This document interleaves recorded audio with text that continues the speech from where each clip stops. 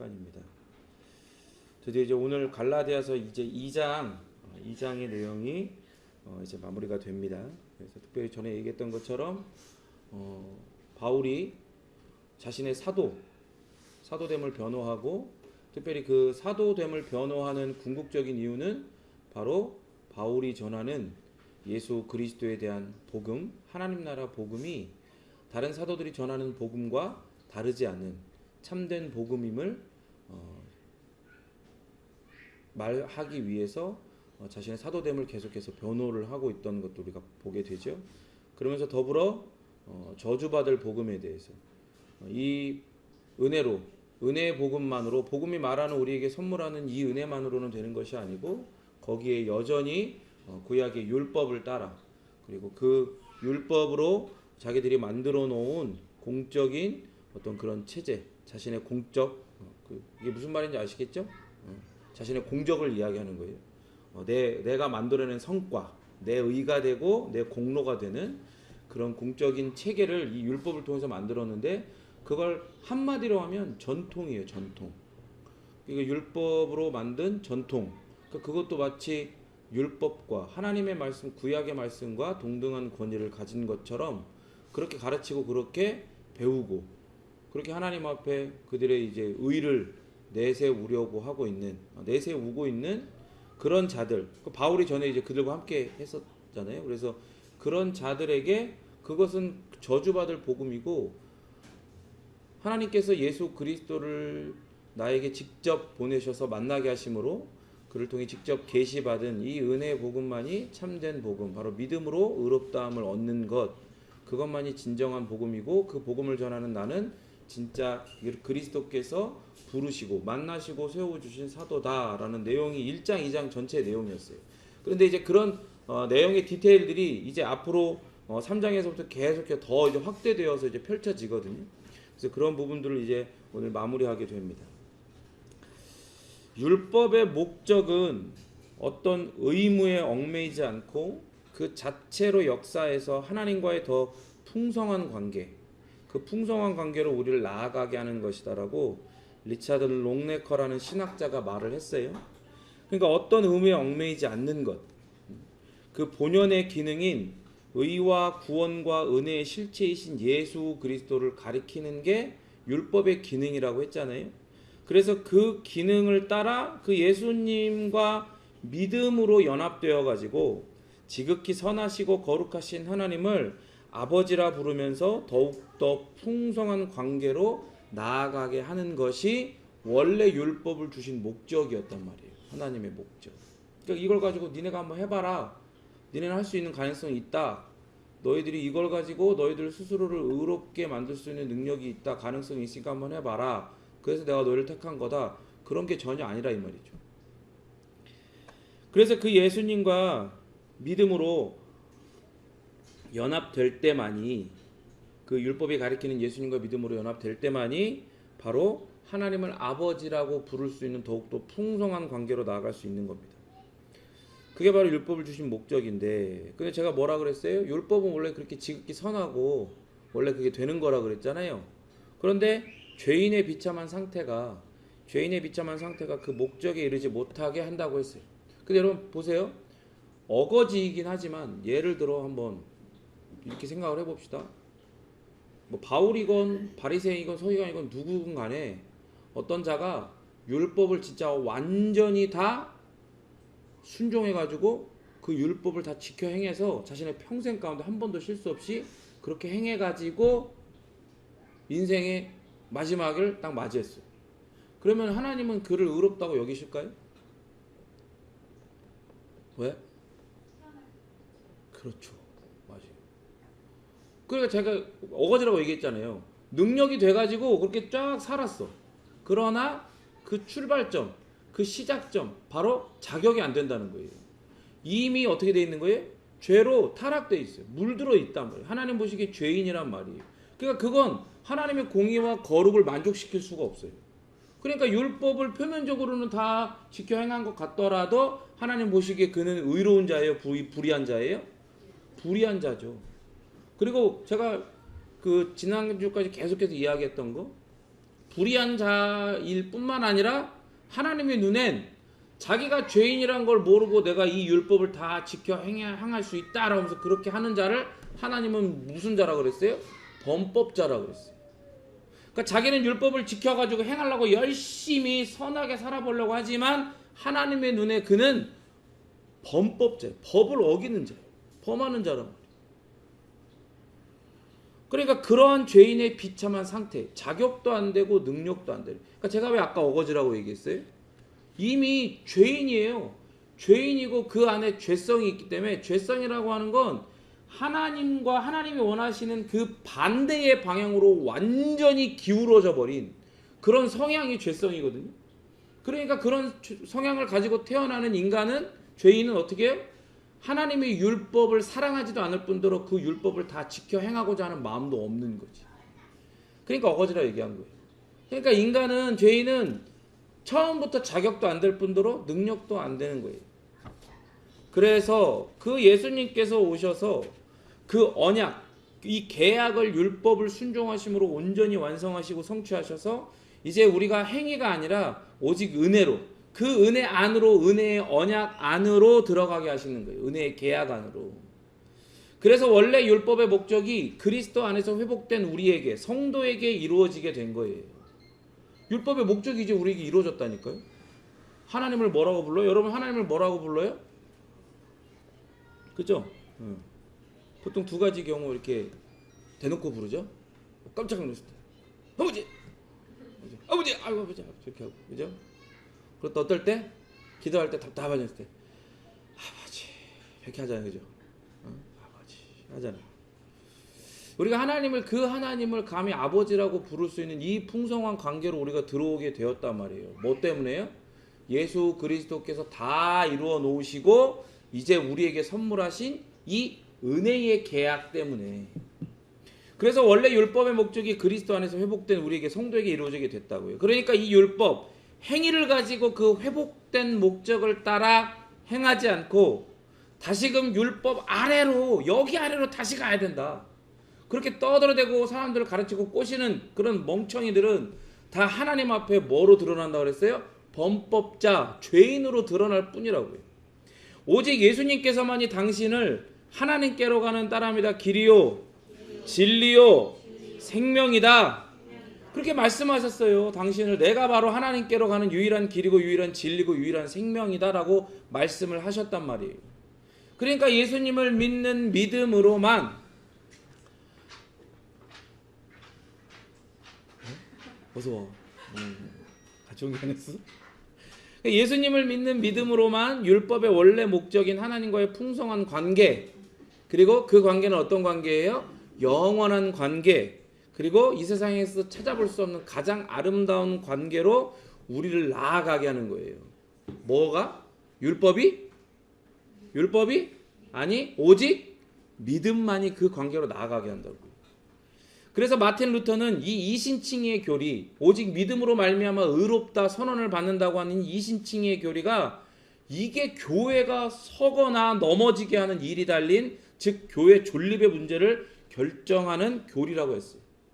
그래서 그는 그 시편 130편을 강의하면서 이렇게 얘기해요. 만일 이 조항, 이 이신칭의 조항에 바르게 서 있다면 그건 교회가 바르게 서 있는 거고, 만일 그것이 그 조항에 대해서 거절하거나 타협하거나 그것이 부패하고 훼손돼서 타락한다면 그건 교회가 타락한 거다.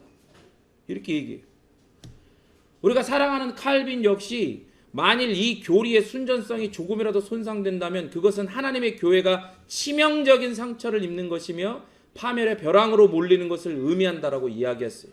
더불어 이 교리의 지식이 사라지는 곳마다 그리스도의 영광이 소멸되고 기독교는 폐지되고 교회는 파멸에 이르며 구원의 소망은 완전히 사라지게 될 것이다 라고 했어요. 또 이야기합니다. 칭의 교리는 분명 기독교를 지지하는 주요 근거이다. 그래서 이 교리에 더욱 주의하고 관심을 기울여야 한다. 왜냐하면 무엇보다 하나님 앞에서 당신의 위치가 어디이고 하나님이 당신에게 내리시는 심판이 무엇인지 깨닫지 못하면 당신의 구원을 떠받치거나 하나님을 향한 경건을 향상시킬 수 있는 그 토대, 근거를 전혀 갖지 못하기 때문이라고 강조를 했어. 뭔가 어려운 말인 것 같지만 쉽게 얘기하면 이거예요. 이신칭의 교리를 그걸 그대로 받아들이지 않잖아요. 바울이 이야기하는 것처럼 받아들이지 않으면 어떻게 된다는 거예요? 내가 절대적으로 예수 그리스도께서 이것을 다 나 대신 이루셨고 내가 그 예수 그리스도를 믿을 때에만 내가 하나님으로부터 그리스도 안에 있는 그 의를 그 연합 안에서 전가받아 마치 옷 입듯이 전가받아 의롭다고 나도 선언되는 것인데 그것을 믿지 않는다? 그럼 어떻게 되는 거예요? 내가 나를 뭐로 여기는 거예요? 죄인이라고 여기지 않는다는 얘기를 하는 거예요. 그렇게 어떻게 하는 거예요? 하나님 앞에서 당신의 위치, 나의 위치가 어디이고 하나님이 나에게 내리시는 심판이 도대체 무엇인지 전혀 무감각하게 모르고 관심도 없어지게 된다는 얘기를 하는 거예요. 그런 자가 구원을 간절히 바라겠어요? 아니요. 간절히 바라지가 않아. 왜? 내 밖에서 구원을 그리스도께서 선물하시는 건데 그것을 간절히 바라지를 않아요. 왜? 내 안에 이 율법을 지키고 행위로 말미암아 하나님으로부터 의롭다 선언받고 그 구원을 받을 수 있는 가능성이 있다라고 자기를 착각하니까. 제가 얘기했죠. 착각은 자유가 아니라 뭐라 그랬어요? 착각은 오해라고 얘기했잖아요. 이건 너무나 심각한 오해예요. 그래서 1556년에 영국 옥스퍼드에서 이런 개혁주의적인 신학을 외친 그래서 화형을 당한 영국의 개혁자 크랜머라는 사람은 이렇게 얘기했어요. 칭의는 기독교회의 강력한 반석의 기초이다. 이는 고대 그리스도 교회의 모든 저자들이 인정한 교리였으며 그리스도의 영광을 잘 나타내는 교리이며 여러분 잘 들으세요. 헛된 인간의 영광을 경멸하는 교리이며 이 교리를 부인하는 자는 누구든지 참된 그리스도인으로 여기지 말아야 하며 그는 그리스도의 영광을 나타내지도 못하고 오히려 그리스도와 그의 복음의 대적자가 되고 인간의 헛된 영광을 장식하는 자가 될 뿐이다.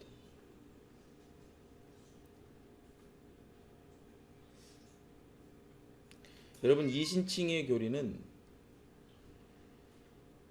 하나님 보시기에 가짜는 인간의 헛된 영광을 부셔버리는 교리예요. 그러니까 보세요. 이신칭의는 이 헛된 인간의 영광을 경멸하는 교리라고요. 그거를 쓰레기 취급하는 거예요.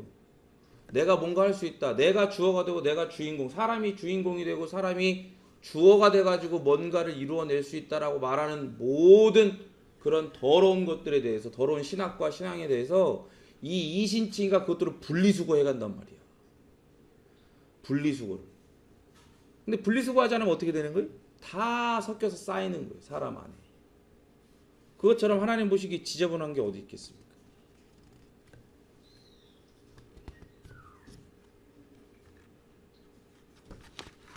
그러니까 여러분 교회가 혹은 복음이 위기에 처했다. 이 얘기는 곧 뭐예요?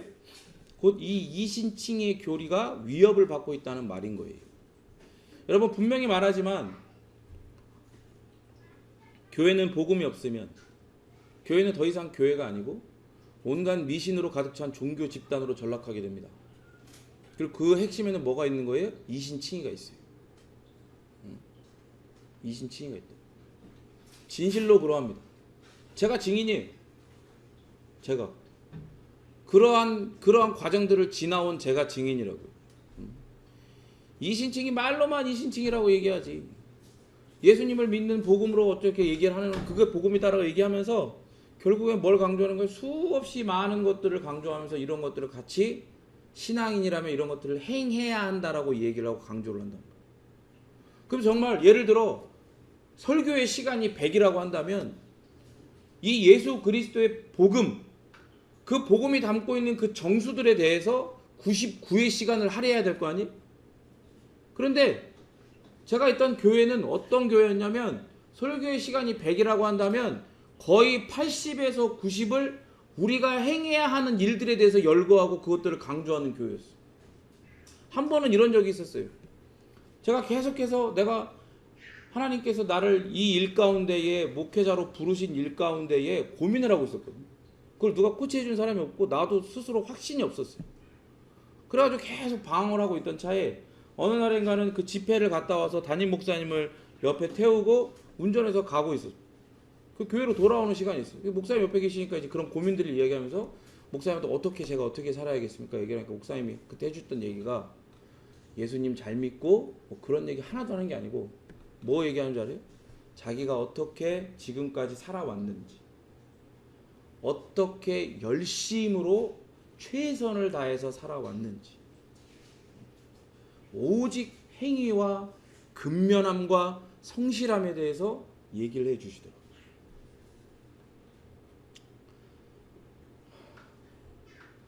여러분, 그건 제가 얘기했죠.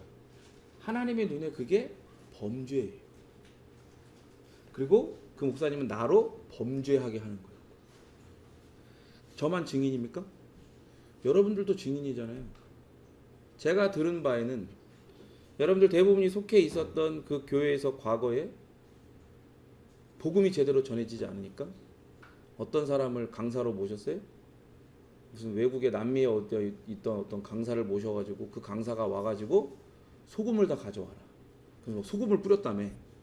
그죠? 소금을 막 뿌리고 막 그랬다면서요. 가져가라고. 그걸 퍼갔어. 알았네. 그분은 예언의 은사가 있구만. 이제 그렇지 이제 이 오염수, 방사능 오염수가 방류될 걸 알고 미리 이제 그런 것들.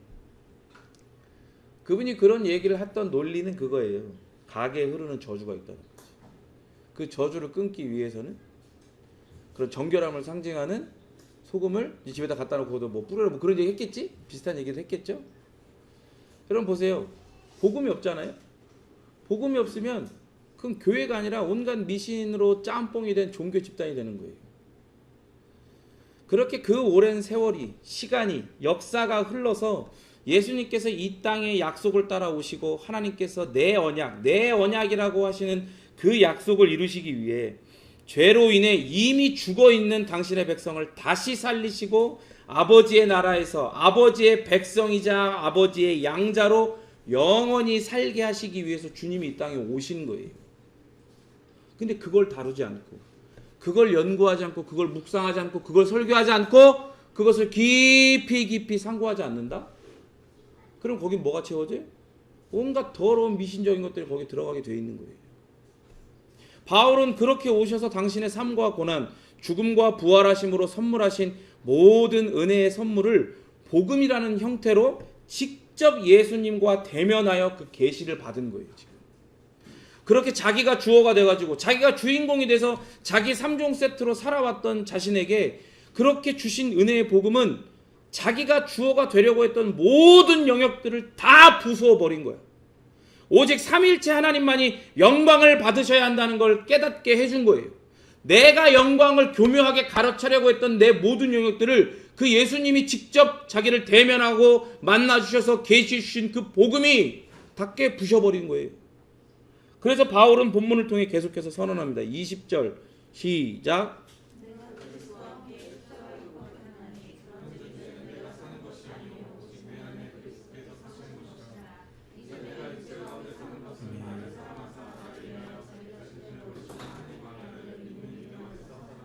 아멘. 바울은 19절에서 하나님을 향하여 살기 위해서 율법으로 말미암아 율법에 대하여 죽었다고 선언했죠. 이어서 그렇게 율법에 대해서 죽은 그 죽음이 도대체 어떤 죽음인지 자세하게 설명을 하는 거예요. 내가 그리스도와 함께 십자가에 못 박혔나니 그런즉 이제는 내가 살려고 해도 살아날 수 없는 존재가 되어버렸다 이 말이에요. 완전히 죽어버렸다 이 말이에요. 이 고백에도 여전히 무엇이 전제가 돼 있어요? 따라합니다. 믿음. 더 크게 믿음. 물리적으로는 불가능해요. 바울은 지금 이 이야기를 하고 있는 바울은 살아있잖아. 그죠? 살아서 지금 이 갈라디아서를 기록하고 있단 말이에요. 그럼 어떻게 그리스도와 함께 십자가에 못 박혀 죽었어? 말이 안 되잖아요. 그리고 시간상으로도 맞지 않아. 물리적으로 가능한 일이 아니에요. 그러나 믿음으로 그리스도와 함께 십자가에 못 박혀 죽어버려서 이제는 내가 더 이상 옛사람 그 그리스도 밖에 있던 그 바울의 모습으로는 더 이상 살려고 해도 살 수가 없는 존재가 되어버렸다는 거예요. 그래서 지금 살아서 말하고 있는 바울은 뭐냐? 바울이 말하고 있는 이 사람, 다시 그리스도 안에서 살아난 사람은 지금까지 말해왔던 자기가 주어가 되고 하나님이 되려고 했던 자기 3종 세트로 살아왔던 그 바울이 죽었다는 이야기를 하는 거예요. 그리고 지금 이 이야기를 하고 있는 건 누구다? 그건 그리스도 안에 다시 살아난 바울이라 이 얘기를 하는 거죠. 그런 그를 하나님께서 그냥 가만히 두고 보니까 바울이 너무 설쳐돼. 그래갖고 예수님을 믿는 사람들, 얘네가 점점 늘어나야 되는데 지금 얘네가 다 돌아다니면서 이 바울이 막 예수님을 믿는 사람들 다 잡아 죽이겠다고 막 눈에 불을 켜고 다니니까 이거 가만 놔두면 안 되겠다. 그렇게 해서 급작스럽게 긴급 조치를 취한 게 아니고, 하나님께서 이미 이 세상이 창조되기 이전에 하나님의 그 영원한 지혜로 이걸 계획하신 거예요. 부활하시고 승천하시고 보좌 우편에 앉으신 예수님께서 제자들을 직접 불러서 그 자들을 사도로 세우셨죠. 그런 것처럼 이 바울을 직접 만나주시고 부르셔서 그에게 복음을 계시해 주시고 사도로 세우셨단 말이에요. 누구의 계획을 따라? 성부 하나님의 그 영원한 계획을 따라. 그렇게 복음을 계시하시면서 성령 하나님을 통해 그를 거듭나게 하시고 그에게 심겨져 있었으나 믿음의 재료가 될 수 없었던 모든 율법과 구약에 대한 잘못된 지식과 이해도 어떻게 하신 거예요? 새롭게 만들어 주셨어요. 그리고 이 모든 것들을 재료 삼아 가지고 그에게 믿음을 만들어 주시고 그걸 선물해 주신 거예요. 그 믿음으로 말미암아 그렇게 과거에 그리스도 밖에 있던 자기가 이제 그리스도와 함께 십자가에 못 박혀 죽어버렸다는 것을 믿게 된 거죠. 여러분들에게도 이러한 동일한 고백이 있습니까? 이런 동일한 믿음이 있습니까? 여러분들에게 만약에 이런 동일한 믿음과 고백이 여전히 없다면 이 바울의 믿음과 고백이 여러분에게도 동일하게 생성되어지기를, 그러한 은혜가 여러분들에게 있기를 진심으로 바랍니다. 그래서 바울은 더 이상 율법을 지켜가지고 하나님의 의와 구원에 이르려는 시도를 하지 않아도, 아니 하려고 해도 할 수 없게 되었다는 이야기를 하는 거예요. 그리고 더불어 율법을 지킬 수가 없으니까 율법의 정죄에 매여 있을 수밖에 없는 자리에서 완전히 죽어버린 거예요. 이제 그러한 율법의 모든 정죄와 지배가 자기와 상관이 없는 것이 되어버렸다는 걸 말하는 거지. 죽은 사람이 율법을 뭘 지키네 마네 그러고 있어. 끝난 거잖아. 뭘 할 수가 없잖아요. 그러니까 어떻게 보면 그걸 지켜야 하는 그 의무나 혹은 그걸 지키지 못해서 율법에 막 정죄하고 막 속죄하고 막 속박하는 거, 겁박하는 거, 이런 모든 것으로부터 완전하게 자유하게 됐다는 걸 이야기하는 거. 죽어버렸다. 그리스도와 함께 십자가에 못 박혔나니 그런즉 이제는 내가 사는 것이 아니요에는 이 내용들이 들어가 있단 말이에요. 율법에 대한. 여러분 생각해 보세요. 바울이 자기 3종 세트로 살아가면서 누구보다 열심히 있었고 가장 앞서 있었다는 것은 이 율법으로 결코 하나님의 완전한 의에 이를 수 없는 절망적인 상태에 대해서도 사실은 알고 있었던 거예요. 그걸 어느 정도는 감지하고 있었던 거예요. 그러면서 애써 모른 척하고 있었겠지. 불안한 마음이. 여러분 생각해봐요. 예수님을 밤에 몰래 찾아왔던 사람이 있었어요. 내가 율법을 다 지켜 행했다고 자기 스스로가 그렇게 이야기를 하는 거예요. 근데 자뻑이 심해서 이야기하는 게 아니라 자기 스스로뿐만 아니라 다른 사람들이 보기에도 그런 거예요. 그러면서 뭐라 그래요? 그런데 쉽게 얘기하면 이 2%가 부족하다고, 뭔가가 이걸로는 안 되는 것 같다고 그렇게 얘기를 하는 거야.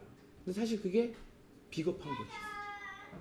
자기가 마음속으로는 그걸 지켜 행하고자 하는 마음이 없는데도 억지로 그렇게 했는데도 의무감에 했는데 그 마음에 해결되지 못한 걸 예수님한테 그렇게 돌려서 말하는 거예요. 근데 예수님한테 뭐 그걸 도울 수 있는 방법이 없습니까? 혹은 당신이 하나님의 선지자니까 나에게 기적을 베풀어서 은혜를 베풀어서 그 2%를 채워달라고 그러고 찾아온 거예요. 그런 그에게 예수님은 뭐라고 하셨어요? 거듭남을 이야기하셨어요. 여러분 잘 생각해 보세요. 거듭남, 중생은 다시 태어나게 하는 건 새로운 생명으로 다시 태어나게 하는, 그러면 뭐가 전제되는 거예요? 옛사람이 죽어버리는 걸 전제하는 거예요. 그리고 새 사람이 태어나는 거죠. 그렇게 새로운 사람, 새로운 생명을 가진 사람이 그 안에 자기를 새롭게 태어나게 한 그 생명은 결국 뭐를 불러일으킨다 그랬어요?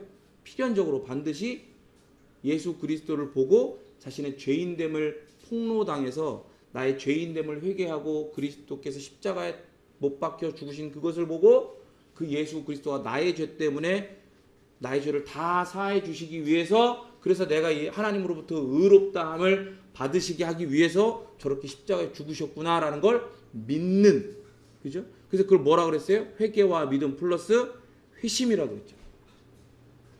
이 중생은, 이 새 생명은 이 회심을 반드시 일으키고야 마는 생명인 거예요. 근데 보세요. 지금 이야기했던 이 모든 게 다 뭐가 전제가 돼 있어요? 믿음이 전제가 돼 있는 거예요.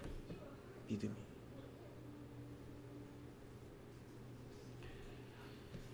그러니까 바울도, 그런 사람도 아는데 바울이 탑이었잖아요. 바울이 몰랐을 리가 없단 말이야. 더 선명하게 알고 있는 거지.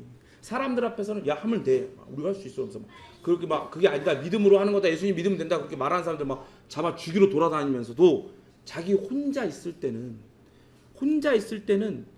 자기가 할 수 있고 알고 있는 방법, 이 율법과 전통에 매여 사는 것 외에는 자기가 이걸로는 안 되는데도 이것밖에 모르니까 거기에 더욱더 함몰이 되어 갔던 거예요. 그러니까 자기 혼자 있을 때는 얼마나 불안하겠어. 그런데 지금 이 고백을 하고 있는 이 바울의 마음이 이제는 어떨까요? 이제는 얼마나 깊은 안도감과 자유를 느꼈겠냐 이 말이에요. 다른 사람들한테 말을 하고 싶어도 말을 못하는 거예요. 왜? 자기 의, 자기 공로, 자기 열심, 이게 깨져버리니까 그런 불안감을 이야기할 수가 없는 거예요.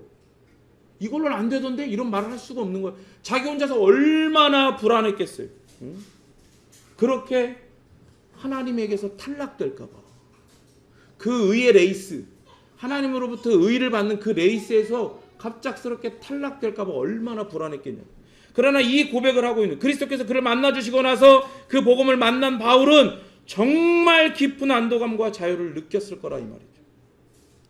자기의 전 인생을 율법을 연구하고 그걸 지키려고 했어도, 심지어 유대교 이단자들을 잡아 죽이는 열심으로 율법을 수호하려고 했어도 하나님에게 의롭다는 판단이 아닌 불의하다, 너의 의는 여전히 모자르다는 심판을 받고 탈락할 수 있다는 두려움에 이제 더는 억눌릴 필요가 없는 거예요. 그렇게 그리스도를 통해 당신께서 못 박히신 십자가 복음을 들었을 때, 아, 율법을 지키는 건 나와 같은 이 모자란 죄인이 아닌 완전한 인간만이, 완전한 사람이신 예수님만이 하실 수 있는 일이구나. 그 자격, 그리고 그 능력을 가지신 예수님만이 하실 수 있는 일이구나. 그리고 그걸 예수님께서 하시고 다 이루시고 심지어 불완전한 나를 위해, 우리를 위해 죄의 형벌을 받으시고 그 값을 다 지불하셨구나라고 깨닫게 된 거예요. 그러니까 바울이 고백하고 있는 그리스도와 함께 십자가에 못 박힌다는 건 단 한 번 일어나는, 그러나 그 결과와 효력이 영원하게 지켜지는 회심을 이야기하는 것. 그렇게 십자가에 못 박히신 예수님을 통해 자신의 죄인됨이 폭로되고 그것을 인정하며 믿게 되어 회개하는 거예요. 그 예수님을 믿어서. 뭘 믿는다고요? 예수님을 믿는다. 예수님께서 이 땅에 나시고 또한 사시고 고난당하시고 십자가에 못 박혀 죽으시고 3일 만에 부활하시고 승천하셔서 다시 오시는 것, 그리고 이 모든 것과 이 모든 일을 행하신 이유, 이러한 삶을 사신 그 이유와 그 삶이 가지고 오는 효력을 믿어서 이 예수님만이 성부 하나님께서 계획하신 유일한 구원자이고 내 삶의 주인이라는 걸 믿는 거라는 거예요. 한 번 더 묻겠습니다. 여러분에게 이 믿음이 있습니까?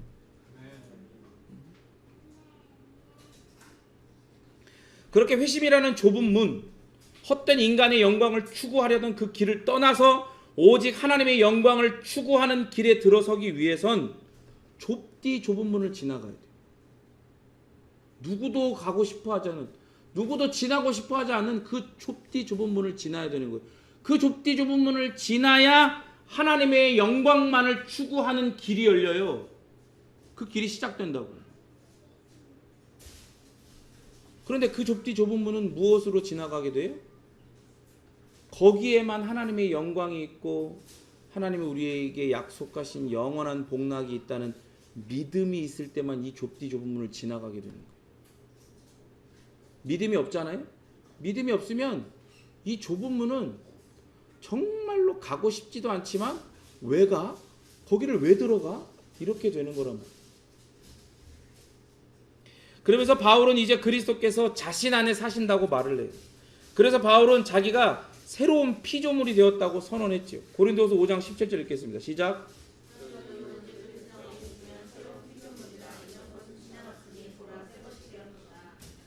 여러분 말씀을 전하다 보니까 갑자기 더 감사가 됩니다. 왜요? 바울이 만약 누구든지라고 안 하고 그래도 내가 한 거에 한 반 정도는 열심과 행위가 있어야 그리스도 안에 새로운 피조물이다 이렇게 얘기했으면 우리는 좀 이러고 있으면 안 돼요. 설교는 짧게 하고 뭐 해야 돼요? 뭐 해야 돼?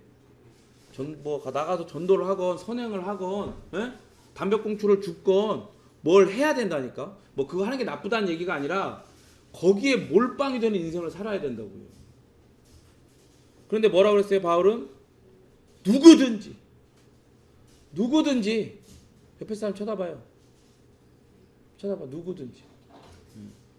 그럼 속으로 이렇게 생각하겠지? 아유, 너 같은 것도 그게 아니고 따라합니다. 나 같은 것도 여기 이 누구든지에 포함되어 있는 거예요. 그리스도 안에 있으면 믿음으로 그 안에 있게 되면 새로운 피조물이 됐어요. 이전 건 지나가고 새 것이 된 겁니다. 믿음으로 자기의 옛 자아가 그리스도 밖에 있던 자아가 죽어버렸고 그 동일한 믿음으로 새로운 생명이 가져온 새 자아가 그리스도 안에 살게 되었다라고 바울은 선언하고 있어요. 우리는 바울과 동일한 믿음으로 우리의 옛 자아를 포기하고 그리스도께 의존하게 된 존재들입니다. 자기 중심적이고 욕망과 교만으로 나와 이웃에게 그렇게 폭력적이던 자아가 이제는 오직 예수 그리스도 중심적인 자아가 된 거예요. 바울은 이렇게 말하고 있는 거예요. 내 옛 생활과 옛 목표와 옛 계획 그리고 옛 관계들까지 싹 다 그리스도와 함께 십자가에 못 박혔다. 그리스도께서 내 안에 들어오셔서 옛날에 추구하던 그 모든 것으로도 결코 채울 수 없었던 이 빈 공간을 채워주셨기에 이제 나는 새 생명을 소유하고 있다. 이제 그가 내 안에 살아계시고 내 삶의 중심이 되셨다라고 이야기하고 있는 거예요. 그런데 이 모든 것은 오직 그리스도께서 주신 새 생명 안에 있는 새로운 자아만이 할 수 있는 일이에요. 이게 좀 어렵죠? 새 자아? 에고? 뭐야 이게? 그리스도만이 내 삶의 주인으로 그렇게 인정하고 이해하는 걸로 살아보려고 하지만 돼요?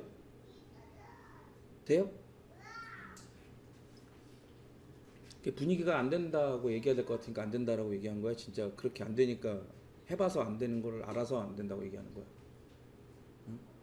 아니면 해보고 안 된다는 걸 아는데 자기는 거기에 상관없는 것처럼 나는 그런 적 없고 잘했는데 다른 사람을 보니까 너 같은 것도 이렇게 이런 마음으로 이렇게 얘기하는 거야.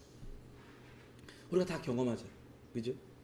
새로운 자아가 분명히 내 안에 주어졌다는데 그리스도를 믿는 믿음 안에서 나는 여전히 옛 습관, 옛 본성을 따라 살아가는 게 더 자연스러워.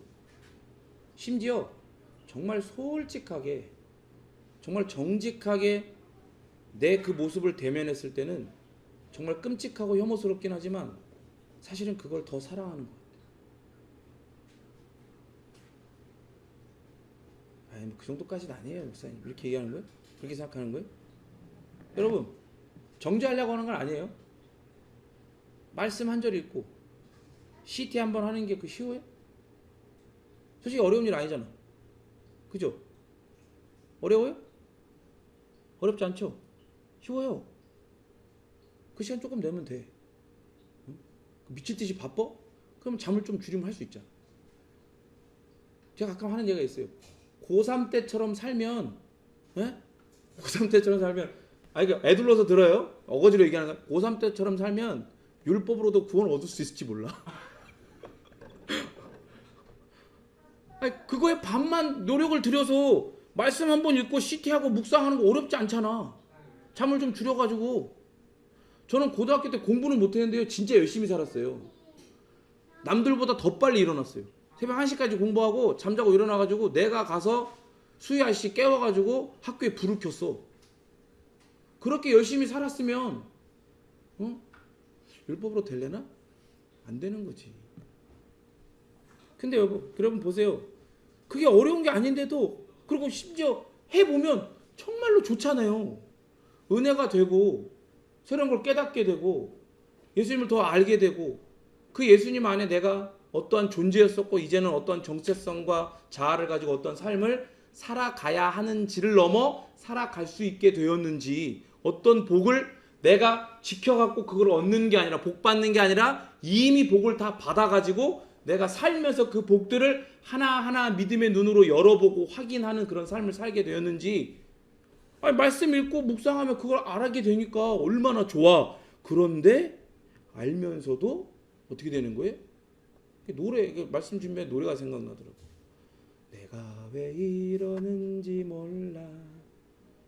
원래 이제 그 어른들 설교하면 뒤에서 갑자기 저쪽에서 몰라 그게 코러스가 나오거든. 이게 왜 그러는지 모르는 거예요. 근데 여러분 보세요. 바울의 고백이 이게 사실은 어려운 게 아니라는 걸 깨닫게 하는 거예요.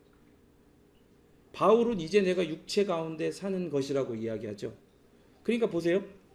우리 생각에는 내가 그리스도와 함께 그 믿음으로 말미암아 십자가에 못 박혀 죽어버린 다음에 내 옛 본성, 옛 자도 확 죽어버리면 좋잖아. 이것도 확 불타갖고 그냥 죽어버리면 좋잖아.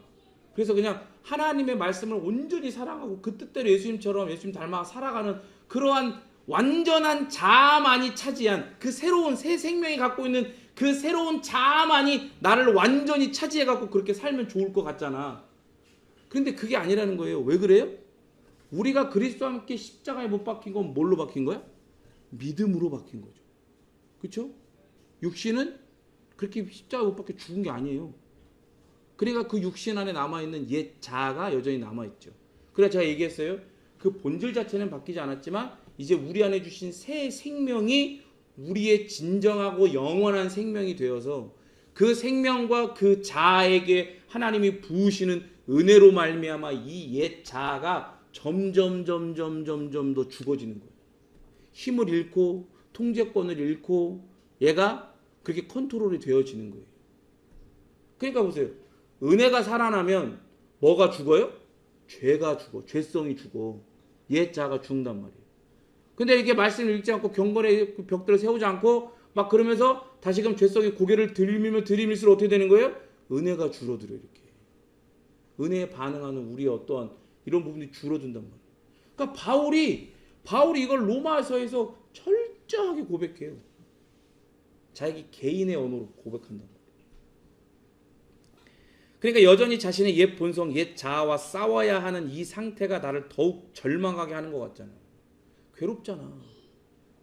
내가 하나님 이제 예수님 사랑하는데, 예수님 나 사랑해 주신 그 예수님 나도 사랑하는데 정말 그렇게 살아보고 싶은데 안 되는 거야. 막 괴로운 거야. 절망하게 되는 거야. 하나님께서 율법을 성취하신 예수님을 통해 보여주신 아름다운 하나님 나라 백성의 삶을 결코 살 수 없을 것 같은 게 지금 나의 모습이고 이게 현실이야. 이게 현실이야. 그럼에도 이렇게 옛 본성, 옛 자가 남아있는 이 육체 가운데 사는 것은 어떻게 사는 거라 그래요? 바울은 나를 사랑하셔서 자기 몸을 버리신 하나님의 아들 예수님을 믿는 믿음 안에서 사는 것이다 라고 말을 해요. 이게 뭔 말이야 이게. 당장 괴로워 죽겠는데 그 믿음 때문에 내 옛 자아가 십자가 나의 옛사람이 십자가에 못 박혀 있으니까 함께 죽었다 그러는데 사실은 내 육체가 십자가에 못 박힌 게 아니니까 막 살아서 펄떡펄떡 뛰어갖고 막 나를 어떻게든 막 이렇게 하는 거. 몰랐을 때는 내 마음대로 살고 내 마음대로 그렇게 할 때 몰랐을 때는 그냥 그게 죄인지 몰랐는데 이제는 죄라는 게 너무나 선명하게 막 드러나는 거야. 괴로운 거야. 하나님을 사랑하지 않고 이웃을 사랑하지 않고 나만을 사랑했었을 때는 그게 죄인지 몰랐는데 하나님을 사랑해야 하고 이웃을 사랑해야 한다는 거. 아니 그렇게 예수님이 그걸 사랑하신 걸 다 보여주시고 은혜로 우리에게 그걸 주셨어요. 그래서 그 믿음을 갖고 그 예수님을 나도 믿습니다라고 했는데 막상 뚜껑을 열어놓고 나도 그런 삶을 살라고 하는데 안 되는 거야. 근데 바울은 뭐라 그래요? 그런데 그 믿음으로 여전히 나는 나를 사랑하사 나를 위하여 자기 몸을 버리신 하나님의 아들을 믿는 믿음 안에서 산다. 이게 무슨 말이야 이게. 타락하고 범죄한 내 옛 자아가 있는 이 육체, 그리고 그 육체를 입고 그러나 죄가 없는 나의 대속죄물이 되실 수 있는 자격과 능력을 가지신 그 육체를 입고 이 땅에 오신 하나님의 아들 예수님이 원래 내가 못 박혀야 되는 내 이 육신이 못 박혀야 되잖아요. 나도 내가 이 육신 옛 자아가 머물고 있는 이 육신으로 범죄한 거니까 내가 못 박혀, 얘 육신으로 못 박혀야, 내 전인으로 못 박혀 죽어야 돼 내가. 그런데 나 대신 예수님이 그렇게 전인으로 못 박혀 죽으신 거야. 거기에 주신 복음으로 말미암아 은혜로 만들어 주신 믿음으로 함께 나도 못 박혔다고 고백하게 했어, 바울에게. 그러나 현실은 육신의 자아가 여전히 존재하는 거잖아요. 내가 육신으로 못 박혀 죽은 게 아니니까. 그래서 괴로운 거야. 그런데 하지만 그리스도와 함께 못 박혀 죽어버리게 한 그 믿음이요, 나로 하여금 이걸 믿게 하는 거예요. 동일하게. 뭘 믿어요? 부활하신 그리스도와 함께 나도 부활하게 될 거예요. 부활한 생명을, 영원한 생명을, 하나님을 알고 영화롭게 하며 그 이름을 영원토록 즐거워하게 하는 생명을 가진 새로운 존재가 내가 되었다는 걸 믿게 한다는 거예요. 그러한 새로운 존재, 새 사람, 새 자아가 여전히 육체 가운데 사는 그리스도인을 무엇으로 살게 한다고요? 그렇죠. 더 크게 믿음으로 살게 합니다. 다시 한번 설명을 하면 이거예요. 아니, 믿음으로 그리스도와 함께 십자가 못 박혀 죽었는데 내 몸뚱이는, 내 육체는 옛 자아가 머물고 있는 이건 진짜 죽지 않았어. 같이 못 박힌 게 아니니까 이제는 믿음으로 살한다고 하는데도 안 되는 거야. 옛 자아가 막 펄떡펄떡 살아갖고 숨을 쉬니까 막 움직이니까 안 돼 하고 싶어. 어느 날 좀 된 것 같다가도 다시금 제자리, 아니 더 뒤로 가 있는 것 같고 더 괴로워 죽겠는 거야. 그런데 그건 누구의 시선이라는 거예요? 나의 시선이고 나의 현실이라는 거예요. 그러니까 괴롭잖아, 현실이니까. 근데 여러분 보세요. 하나님은요, 제가 가끔 이 말을 했는데, 하나님은 믿음으로 말미암아 우리의 두 발을 이 현실 가운데, 사실 가운데 세워주신 게 아니야. 어디에 우리의 발을 세워주셨어요? 진리에 세워주셨어요. 믿음으로 진리에 우리의 두 발, 우리의 삶을 세워주셨다. 하나님이 세우신 그 진리는요, 우리로 하여금 어떠한 삶을 약속하는 거예요? 우리로 하여금 하나님을 영화롭게 하고 그 이름을 영원토록 즐거워하게 하는, 완전히 성화되어지고 더 나아가 영화롭게 되어지는 삶을 약속하는 진리란 말이에요. 그 당장은 안 되는 것 같잖아. 지금 나는 여전히 못 박혀 죽은 게 아니라 살아서 막 펄떡펄떡 숨 쉬는 것 같잖아. 그런데 그게 결국엔 되어질 거라. 심지어 이 땅에서 그게 나도 모르는 사이에 조금씩 내 눈엔 더디더라도 하나님이 어떻게 해서든지 끌고 가신단 말이에요.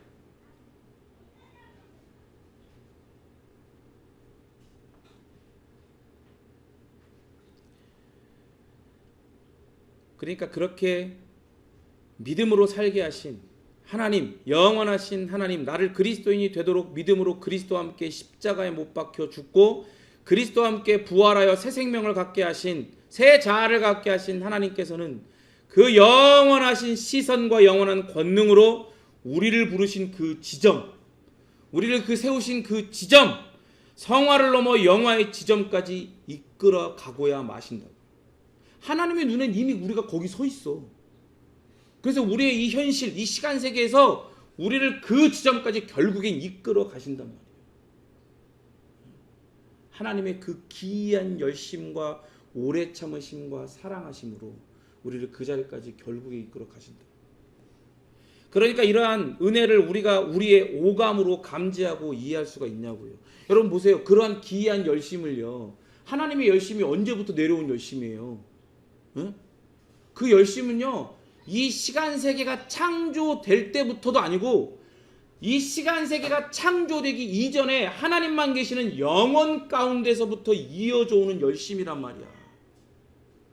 그리고 그 열심을 내시는 분이 어떤 분이라고 그랬어요? 따라합니다. 영원하신 분. 영원은 시간과 물리를 뛰어넘는 세계예요. 그러니 여러분 생각해 보세요. 그러한 분이 우리에게 주시는 은혜가 우리의 이 시간 세계 안에, 물리 세계 안에 묶여 있는 우리의 이 오감들로 감지되고 우리의 지성으로 이해가 다 되냐고. 안 된다니까. 우리가 이 오감으로 감지하고 이해하는 건 뭐예요? 계속해서 믿고 예수님 믿는 그리스도인이 되었다고 하는데도 자꾸 옛자를 따라서 죄를 더 사랑하고 자꾸 넘어지는 거야. 그게 우리에게 감지되는 거야. 그러니까 바울이 이야기하는 게 뭐예요? 그걸로 너희들이 보는 거, 너희들이 감지하고 이해하는 거, 거기에 머물지 마라. 하나님은 우리에게 그리스도를 따라 믿음으로 새 생명, 새 자아를 주셨다. 그 시선으로 봐야 된다. 오직 옛사람의 죽음과 새 사람으로 살아나게 하는 그 믿음만이 이 은혜를 감지하고 이해하게 하고 소유하게 하고 체험하며 더불어 누려가게 한다는 거예요. 그래서 히브리서는 이렇게 이야기합니다. 히브리서 11장 6절 읽겠습니다. 시작.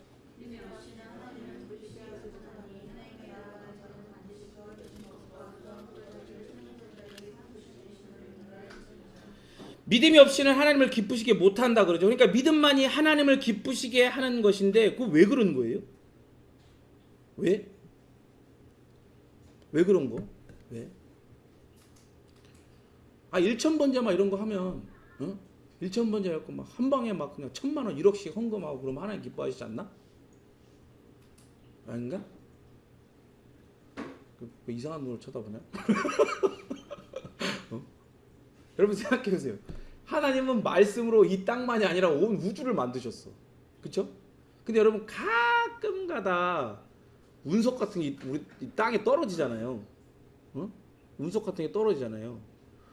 그래갖고 그 운석들 다 타고 조금 요만큼 좀 큰 거 요만하던데 그런 거 하나에 얼마인 줄 알아요? 어떤 건? 비싼 것들은 여러분 그람당 몇십억 몇백억을 넘어가요. 그람당. 소고기 600g 한 근에 한우 투뿔이 얼마인 줄 아십니까? 한 근에? 100g만 하자. 100g. 100g이 얼마인 줄 아세요? 제일 좋은 거? 100g에 몇만 원이 넘거든요. 근데 그런 운석은 그람당 막 몇십억, 몇백억을 넘어. 가치를 측정할 수 없을 정도. 근데 여러분 어쨌든 뭐 다큐멘터리를 보고 예전에 이제 지구과학이나 이런 거 학교에서 이제 배웠으니까 알 거 아니에요. 이 우주는요. 그러한 것이 천지빛깔이야. 어마어마하고 다 널려 있어. 어떤 데는 그냥 다이아몬드 같은 걸로 그냥 행성 자체가 돼 있대.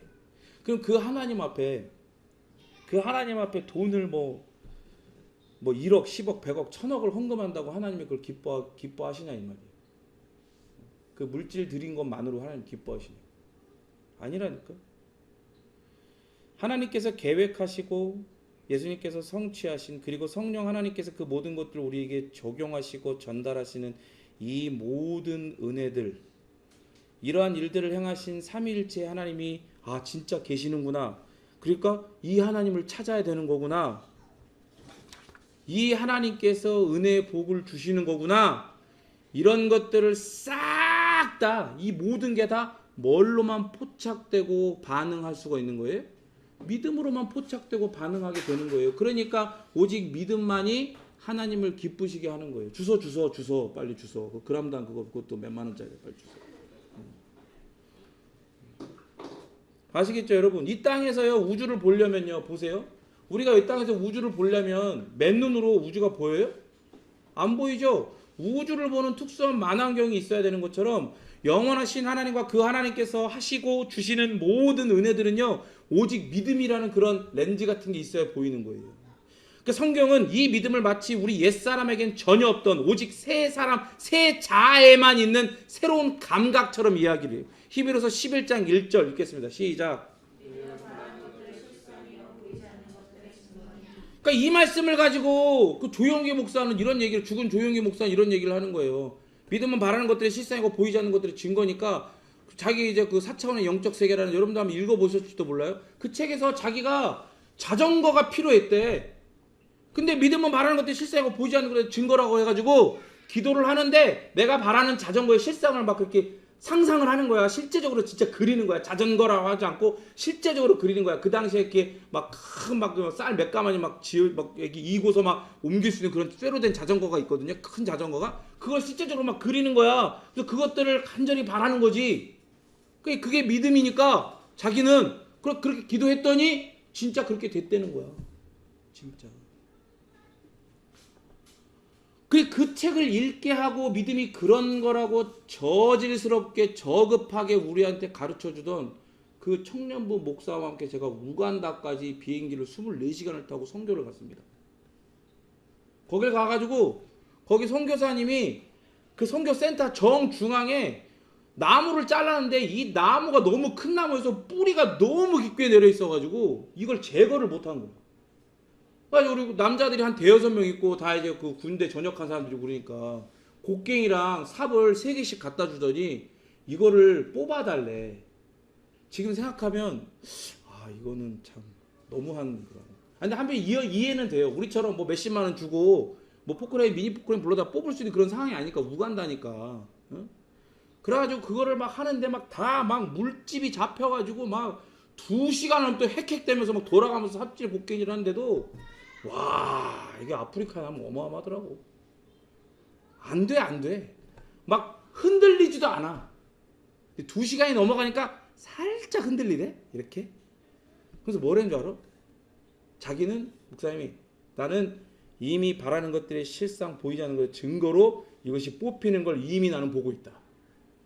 할 수 있다. 믿음을 가져라. 그럼 하라는 거야. 그러면 안 돼야 되잖아. 그지? 안 돼야 되는데 뽑혔어. 근데 그게 믿음이 있어서 뽑힌 거예요? 갈아 넣었으니까 뽑힌 거지. 갈아 넣었어. 손을 다 갈아 넣었어. 어깨. 근데 보세요. 이 말씀은 무슨 말이에요? 믿음의 눈, 믿음이라는 새로운 감각이 주어진 우리의 새 자아는요. 비록 지금 옛 자아와 피 흘리기까지 싸움을 하고 있어요. 여러분도 그 싸움을 적극적으로 임하시기를 바랍니다. 그렇게 임하셔야 돼요. 피하지 않고 자꾸 막 도망가고 막 그러면 안 돼. 피하고 숨고 아닌 것처럼 없는 것처럼 그러면 안 돼요. 이건 실제적인 싸움이에요. 그러니까 바울은 피 흘리기까지 싸우라고 얘기했어요. 근데 보세요. 그러나 그런 싸움이 있지만 괴로움이 있지만 싸운다는 건 뭐예요? 때로는 이기는 것 같기도 하지만 때로는 질 때도 있다는 얘기잖아요. 그러나 그럼에도 불구하고 의의 선언이요. 제가 얘기했죠. 의라고 하는 건 한 사람의 인생 전체를 통틀어서 그 사람이 그 마지막 순간에 죽어가지고 하나님 앞에서 너의 삶 전체를 보아하니 너는 의로운 사람이다 아니다를 판정하는 거라고 그랬잖아요. 최종적인 거예요. 중간에 알 수가 없는 거라고요. 그런데 이런 거예요. 의의 선언이 최종적인 거긴 한데 믿음을 가진 우리에게는 결코 최종적이지 않다는 거예요. 그리스도 안에서 죽어버렸으니까. 그래서 더 이상 율법의 정죄가 없고 그리스도 안에서 살아났기에 더 이상 율법의 의미가 없는 상태가 되어진 거죠. 그래서 우리는 의에 대해서 행위, 율법이 아닌 예수님을 믿는 믿음으로 그 의를 이미 소유하고 있다는 것이 이게 우리에게 주어진 실상이라는 거예요. 우리가 바라는 실상이라는 거예요. 이게 이미 그 의를 소유하고 있다는 거.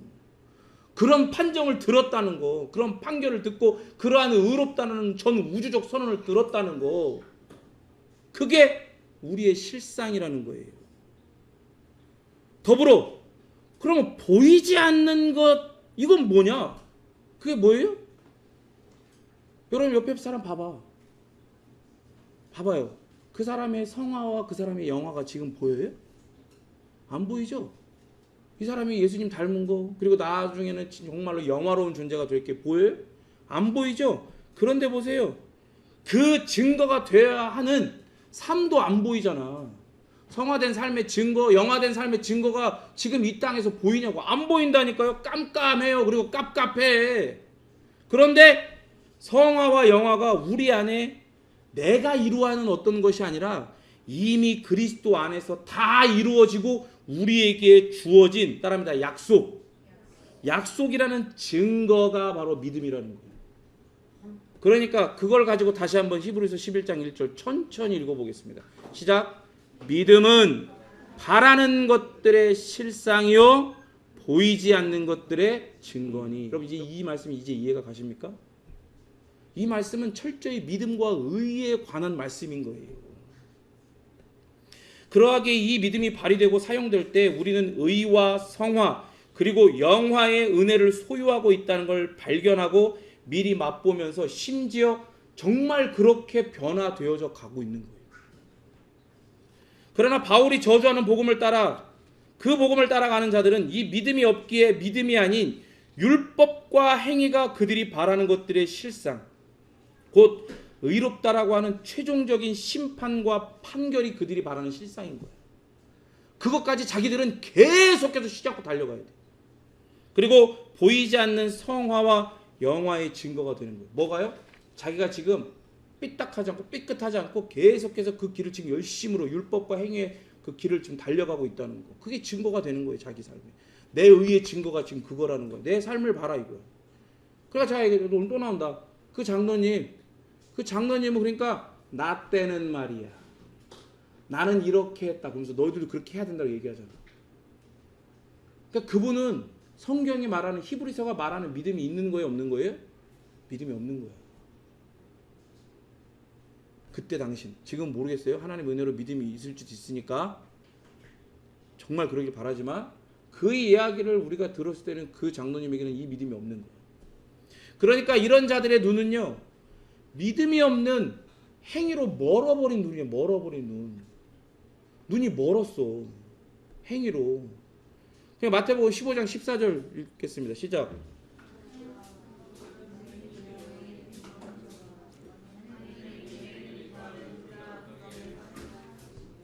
여러분 이제 이 말씀이 이해가 되세요? 믿음이 없이 자기의 행위와 자기의 자기 공로 자기 열심으로 눈이 멀어버린 그런 소경이 다른 사람들을 그렇게 인도하는 거예요. 자기 행위에 그러니까 자기가 알고 있는 건 내가 하는 거, 내가 주어가 돼갖고 내가 뭔가 하는 것밖에 모르는 사람들을 그렇게 자기도 그렇게 하면서 그렇게 이끌어가는 거야. 그럼 같이 어디에 빠져요? 어디에 빠져? 구덩이에 빠져. 구덩이에 빠져 죽는 거예요. 행위로 멀어버린 눈, 인간에게 가능성과 영광을 주려고 하는 자신이 할 수 있다! 이런 교만으로 멀어버린 눈, 그 눈은요 사실 우리도 갖고 있던 눈이잖아. 그죠? 우리의 눈이 그런 눈이었어요. 아니에요? 맞잖아요. 그런데 그 눈은 오직 예수님을 믿는 믿음으로만 떠지게 되는, 보게 되는 눈이라는 거예요. 마가복음 10장 51, 52 읽겠습니다. 시작.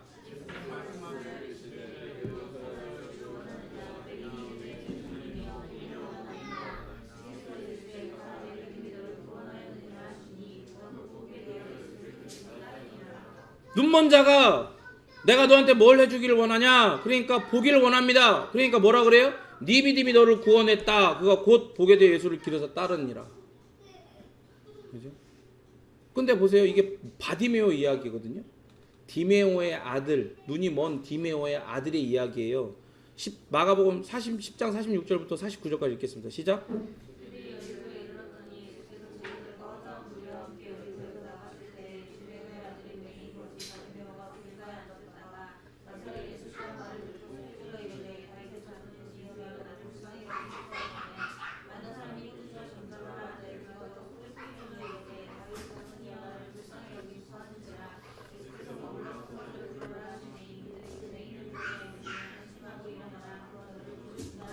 아멘. 예수님이 제자들과 그를 따르는 많은 무리들과 함께 여리고에서 나가시는데 이 디메오의 아들인 바디메오가 나사렛 예수라는 말을 듣고, 그죠? 근데 나사렛 예수라는 말을 들었어요. 그런데 뭐라고 불러요? 네, 다윗 사손 예수가 나를 불쌍히 여기서 조용해. 그러니까 더 소리 질러. 다윗 사손이여 나를 불쌍히 여기소서 살려주세요. 그러니까 막 난리를 치니까 예수님이 딱 멈춰가지고 야 데리고 와 그런 거예요. 그 사람들이 야 예수님 너 부른다. 아유 시끄러워 가봐 이렇게 한 거예요 지금. 근데 보세요 여러분, 아까 이야기한 것처럼 믿음이 아닌 행위로 눈이 멀어버린 소경이요. 이 말씀을 읽으면 이게 어떻게 읽히는 줄 알아요? 어떻게 해석이 되는 줄 알아요? 믿음이 메인으로 안 읽혀. 믿음은 저 뒤로 가버린단 말이에요. 볼까요? 마가복음 10장 50절 읽어보세요. 시작. 저는 그동안 살면서 시기 때마다 이 말씀을 굉장히 많이 들었어요. 설교자들에게. 여러분 많이 들었을 거예요. 그 제가 기억하고 있는 이 말씀의 핵심 포인트는 두 개예요. 뭐냐? 첫 번째는 부르짖어야 돼. 상황과 환경을 보고 막 거기서 뭐 이런 체면 이런 거 무조건 부르짖어야 된다. 주여 만창 해야 된다. 그리고 또 하나는 뭐예요? 겉옷을 내버리고 내가 버려야 된다는 거야. 내가 기도하지 않는 습관, 내가 신앙대로 살지 않는 습관, 이런 걸 벗어버리고 뛰어 일어나서 예수님께 나가야 된다는 거야. 그러면 어떻게 된다는 거야? 그러면 그런 믿음을 예수님이 인정해 준다는 거지. 그래서 뭐라고 그랬어요? 네 믿음이 너를 구원했다. 난 그렇게 들었어. 여러분 다르게 들었어요? 아주 그냥 성경적 표현으로요. 제가 하는 말이 아니에요. 성경에 이렇게 써 있어요. 아가리를 꿰야 돼. 진짜 아가리를 꿰야 돼. 그렇게 설교하는 사람들은 아가리를 꿰야 돼. 여러분 보세요. 전제가 뭐예요? 전제가 믿음이잖아요. 그렇죠? 믿음이에요. 바디메오가 소리를 질러서 간절하게 부르짖어서 혹 자기의 겉옷, 자기 이 밤이 되면 이 지역은 팔레스타인 지역은 밤이 되면 추워서 얼어 죽을 수도 있으니까 이 겉옷을 버린다는 건 이 버리는데 자기 이제 내 목숨보다 지금 이것을 해결받기 위해 나는 모든 걸 걸었다. 이런 뜻이라는 건데 그런 게 아니라는 거야. 전제는 믿음이에요. 이 말씀을 해석하는 키워드는요. 어디에 있냐면 아까 얘기했죠. 다윗의 자손 예수요. 사람들은 뭐라 그랬어요? 나사렛 예수시라고 막 얘기했어요. 이 얘기는 뭐냐? 비하하는 말이라고 그랬죠. 나사렛이라는 말은요. 완전히 총구석. 저기 시골 총구석. 거기서 좋은 게 나올 수가 없어. 그러니까 성경이 뭐라 그래요? 나사렛에서는 선한 게 나올 수 없다 얘기하는 거야. 그러니까 예수를 무시하는 거죠. 그 얘기를 들었어. 그 예수가 지나간대. 그런데 이 사람은 소리 질러서 뭐라고 고백해요? 다윗의 자손 예수요. 마태복음을 통해서 우리는 이게 무슨 말인지 알죠? 다윗의 자손이라는 뜻은 하나님이 이스라엘 백성들에게 보내시겠다 약속한 메시아라는 거예요.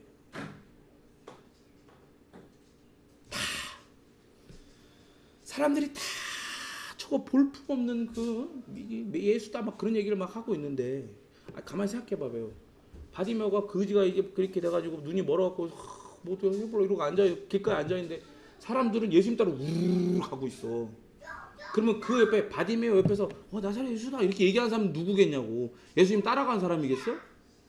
예수님에 대해서 부정적인 시선을 갖고 있는 사람일 거 아니에요. 근데 그 얘기를 들었는데 이미 어떻게 하는 거예요? 예수님에 대한 소문을 들었던 거야. 그 긍정적인 소문을 들은 거죠. 그가 바로 하나님이 우리 백성에게 이스라엘 백성들에게 약속하신 구원자 메시아군. 그걸 성령 하나님이 듣게 하시고 그로 하여금 깨닫게 하셔서 지금 그로 하여금 어떤 고백을 하게 하시는 거예요? 예수님에 대한 바른 고백을 하게. 그 예수님 그걸 딱 보고 뭐라 그래요? 너를 구원한 건 바로 나에 대한 바른 고백을 하게 한 그 믿음이다. 그 믿음이 너를 구원했다라고 얘기를 하는 거예요. 그러니까 보세요. 눈을 떴다가 아니라 구원받았다고 얘기를 하잖아. 믿음은 그냥 눈만 떠지는 거, 현상이 해결되는 거, 어떤 자전거가 생기는 게 아니라 이 말이에요. 내 문제가 해결되는 게 믿음이 하는 역할이 아니라 이 말이에요. 뭐예요? 죄인을 하나님으로부터 영원히 폐기돼야 되고 혐오스러운 존재에 있는 그 죄인이 하나님께 인정되고 의롭다 선언받고 자녀로 칭함받고 구원받게 되는 거. 그게 바로 이 믿음이 우리에게 하는 역할이란 말이다. 그래서 이제 바울은 1장에서부터 시작된 저주받을 가르침에 대해서 다시금 공격을 합니다. 우리 말씀 읽을까요? 우리 21절 말씀인가요? 저 아이패드가 고장이 나가지고 21절 말씀 읽겠습니다. 시작.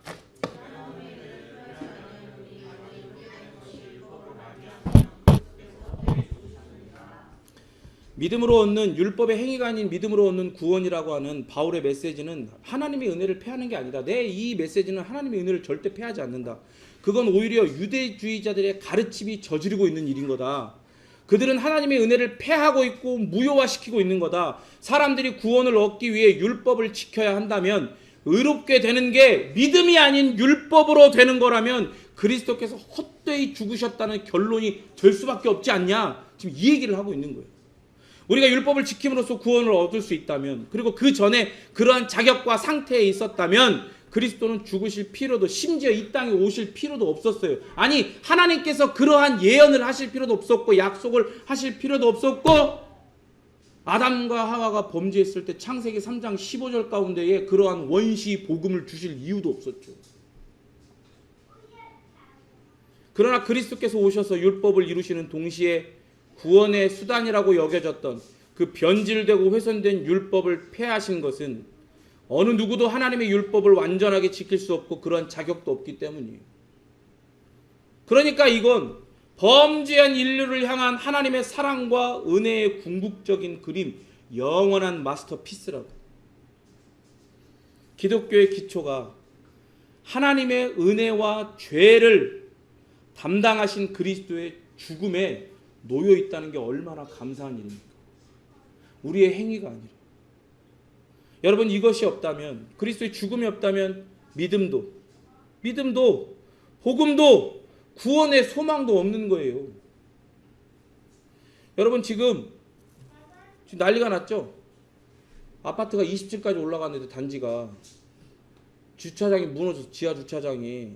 그래서 검사를 했더니 국토부로부터 허가를 받을 때 허가를 받은 도면에서, 건축 이제 승인을 받은 도면에서 막상 이제 설계를 이제 갖고 와가지고 요거대로 설계를 해야 되잖아요. 그런데 자기들이 그걸 짓지 않고 하청한테 또 맡긴 거야. 전문적으로 그걸 짓는 하청한테 그 GS 자기가 이제 거기다 맡긴 거야. 그 맡기면서 설계를 받고 철근을 빼버린 거예요. 그리고 넘겼어. 왜? 그동안 그렇게 했거든. 그러니까 여러분, 지금 지어진 아파트들, 자이뿐만 아니라 다른 데도 다 그래. 그렇게 해도 요 정도까지 버틸 수 있다고 생각을 하는 거예요. 해보니까 되니까. 근데 문제는 뭐예요? 넘겨받았죠. 하청은 돈을 어떻게 해야 돼요? 더 남겨야 되잖아. 그러니까 거기서 더 빼버렸네. 그래가지고 지금 무너진 거야. 그러니까 그동안 해왔던 게 싹 다 걸릴까봐. 그럼 이제 진짜 난리 나는 거거든. 어떻게 해야 돼? 우리가 이거, 정말 죄송합니다. 이거 저희가 싹 다 무너뜨리고 다시 짓겠습니다. 이러고 이렇게 진짜 무슨 진정성 있는 모습인 것처럼 연기를 하는 거예요. 여러분 생각해 보세요. 지금 우리나라 이 모든 그 메이저 건설사들이 1년 동안 그 건축할 수 있는 건축 역량이라는 게 있어요. 그 자기들이 갖고 있는 건축 역량이 있거든요. 그게 30만 가구예요. 근데 7, 8년 전부터 이 건설사들이 1년에 몇만 호씩 그 집을 졌냐면 40만 호 이상을 줬어요. 그 얘기는 뭐예요? 10만 호 이상씩 줬다는 거예요. 자기들이 갖고 있는 능력보다. 그러니까 어떻게 했다면 그만큼 다 빼먹고 그냥 빨리 올려고 줘버렸다는 거야. 그래갖고 지금 나온 이름이 뭐예요? 순살자이. 순살통닭 말고 순살자이야. 뼈대가 없어. 그죠? 여러분, 이게 무서운 거예요. 지금 보세요. 메이저 건설사들이 이 정도인데 그 밑에 있는 그런 업체들도 엄청 많거든요, 우리나라에. 그럼 이제 아파트 어떻게 되겠냐고. 여러분, 다 이제 이사 가야 돼. 좋은 아파트 살지 마. 옛날 아파트로 이사. 적어도 10년 전에 지은 아파트로 이사 가. 그러면 이제 그 싸게 내가 리모델링 해줄 테니까. 여러분, 이게 진짜 무서운 거예요. 만약에 우리가 진짜 지진이 진짜 이제 슬슬 이제 우리도 이제 지진에서 안전한 그런 나라가 아니라는 게 이제 막 드러나잖아요. 그래서 이제 막 지진이 크게 오면 원래 설계상으로는 다 버틸 수 있어야 되는데 이제 안 될 수도 있는 거예요. 진짜 위험한 거예요, 정말. 현실인 거예요. 근데 저는 이걸 보면서 이 너무 뭐가 깨달아지냐면, 지금 여러분, 신앙이라고 하는 건 집 짓는 거랑 비슷하거든요. 터를 먼저 기초를 잘 닦아야 돼요. 기초를 먼저 잘 닦고 거기에 든든한 기둥을, 튼튼한 기둥을, 철근 기둥을 세워야 되는 거예요. 그리고 거기다가 나머지 것들을 해야 되는 거거든요.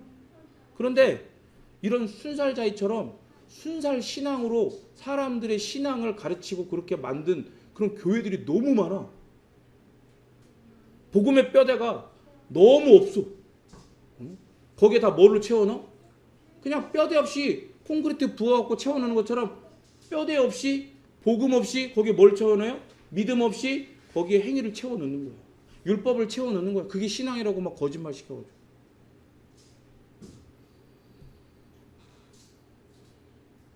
여러분, 저는 우리가 더 큰, 더 사이즈 있고 영양 있고 더 좋은 어떤 이런 말도 설교의 어떤 역량도 더 높은 그런 목회자 밑에서 말씀을 듣고 양육받고 할 수 있다고 생각을 해요. 그러나 그럼에도 불구하고 우리를 이 베이직 교회로 부르셔서 성도이자 또한 설교가요, 또한 여러분들이 말씀을 듣는 청중이요, 하나님의 그렇게 자녀들로 이렇게 부르신 이유가 있다고 생각이 들어요. 이렇게 순살 신앙이 마치 대세인 것처럼 그렇게 되고 있는 이 시대 가운데 우리 복음의 뼈대가 기초가 튼튼히 세워진 신앙을 가진 그런 우리 베이직 교회의 모든 성도들 되기를 진심으로 바랍니다. 같이 함께 기도하겠습니다.